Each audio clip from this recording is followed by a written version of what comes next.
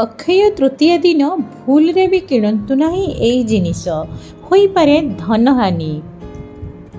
ହିନ୍ଦୁ ଧର୍ମରେ ଅକ୍ଷୟ ତୃତୀୟାକୁ ବହୁତ ଶୁଭ ଓ ମହତ୍ତ୍ୱପୂର୍ଣ୍ଣ ମାନାଯାଇଛି। ପାଞ୍ଜି ଅନୁସାରେ ଏହା ବୈଶାଖ ମାସ ଶୁକ୍ଳପକ୍ଷ ତୃତୀୟା ତିଥିକୁ ପାଳିତ ହୁଏ।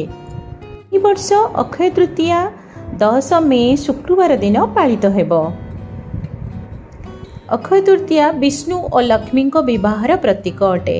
ଏହି ଦିନ ଯେକୌଣସି ଶୁଭ କାର୍ଯ୍ୟ ଆରମ୍ଭକୁ ବହୁତ ଶୁଭ ବୋଲି ବିଶ୍ୱାସ କରାଯାଏ। ଅକ୍ଷୟ ତୃତୀୟାର ଅର୍ଥ ଅନନ୍ତ ଫଳ ଦେବାବାଲା। ଏମିତି କିଛି ବସ୍ତୁ ଅଛି ଯାହାକୁ ଅକ୍ଷୟ ତୃତୀୟା ଦିନ ଭୁଲରେ ମଧ୍ୟ କିଣିବା ଉଚିତ ନୁହେଁ। ଏହି ବସ୍ତୁ କିଣିବା ଦ୍ୱାରା ଆମକୁ ବହୁତ ପ୍ରକାର କଠିନ ସମସ୍ୟାର ସମ୍ମୁଖୀନ ହେବାକୁ ପଡ଼ିପାରେ, ଅର୍ଥହାନି ମଧ୍ୟ ହୋଇପାରେ। ଆସନ୍ତୁ ଜାଣିବା କ'ଣ କ'ଣ ସେହି ବସ୍ତୁ। 1. ଅକ୍ଷୟ ତୃତୀୟା ଦିନ ପ୍ଲାଷ୍ଟିକ, ଲୁହା ବା ଆଲୁମିନିୟମ ଜିନିଷ ବିଶେଷ କରି ବାସନ ଭୁଲରେ ବି କିଣନ୍ତୁ ନାହିଁ। ଏହାଦ୍ୱାରା ରାହୁର ଅଶୁଭ ପ୍ରଭାବ ପଡ଼ିଥାଏ। ଏସବୁ ଜିନିଷ ଘରକୁ ଆଣିଲେ ନକାରାତ୍ମକତା ବଢ଼େ ଓ ମା ଲକ୍ଷ୍ମୀ ଘରେ ବାସ କରନ୍ତି ନାହିଁ। ଅକ୍ଷୟ ତୃତୀୟା ଦିନ ମୁନିଆ ଜିନିଷ ଯେମିତି ଛୁରୀ, କଇଁଚି ଓ ଛୁଞ୍ଚି ଆଦି ଜିନିଷ କିଣିଲେ ମନରେ ନକାରାତ୍ମକତା ଆସିପାରେ।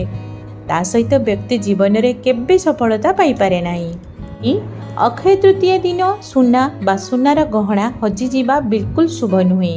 ଏହି ଦିନ ଧନହାନି ହେବା ବହୁତ ଅଶୁଭ ବୋଲି ବିଶ୍ୱାସ କରାଯାଏ। ତେଣୁ ଏହି ଦିନ ଏସବୁ କ୍ଷେତ୍ରରେ ଅଧିକ ସାବଧାନ ରହିବା ଉଚିତ। 4. ଅକ୍ଷୟ ତୃତୀୟା ଦିନ ପରିବାରର ସଦସ୍ୟ ଘରେ ଶାନ୍ତି ବନେଇ ରଖନ୍ତୁ। ଯେଉଁଠି ଲଢ଼େଇ, ଝଗଡ଼ା ଓ ବିବାଦ ହୁଏ ସେଠାରେ ମା ଲକ୍ଷ୍ମୀ କେବେ କୃପା କରନ୍ତି ନାହିଁ।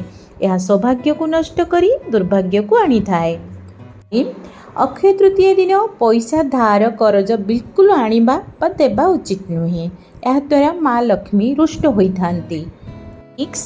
ଅକ୍ଷୟ ତୃତୀୟା ଦିନ ଚୋରି, ମିଥ୍ୟା, ଜୁଆ, ମଦ ସେବନ, ମାଂସ ଭୋଜନ କରିବା ଆଦି ଭୁଲ କାମଠାରୁ ଦୂରରେ ରୁହନ୍ତୁ।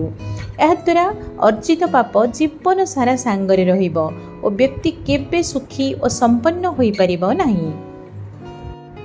फ्रेंड्स, वीडियोटी अवश्य लाइक करंतु और माता लक्ष्मी कृपा सीधासलख पाइबा पई कमेंट बॉक्स रे जय माँ लक्ष्मी निश्चय लिखंतु।